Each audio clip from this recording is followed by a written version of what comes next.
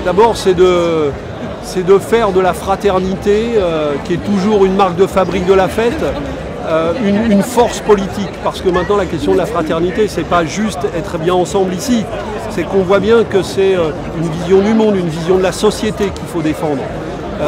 On le voit avec les réfugiés, on le voit dans nos quartiers, on le voit dans nos campagnes. Il faut reconstruire de la solidarité, de la fraternité et porter un nouveau projet de société qui reconstruise la République. Eh bien, la fête de l'UMA, c'est quelque chose qui montre ça avec éclat. Et puis la fête de l'UMA, c'est une fête de bataille, aussi de combat. Il y en a une qui s'engage très importante contre la casse du Code du travail.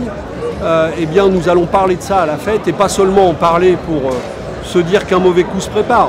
Mais ici, on va parler de comment on s'organise pour empêcher ce mauvais coup, comment on se mobilise, comment on rassemble les forces vives du pays.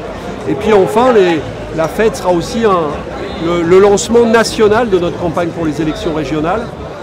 Il y a une percée politique des listes du Front de gauche et des listes citoyennes qu'on est en train de construire qui est possible, elle est nécessaire. Il faut travailler avec un esprit de rassemblement ouvert pour battre la droite et l'extrême droite qui sinon risque de faire le grand chelem dans ces élections, et puis pour rendre possible des majorités régionales de gauche qui protègent les services publics et qui résistent aux logiques d'austérité. Je crois que tout ça est possible et que la fête va donner un élan significatif à toutes ces batailles.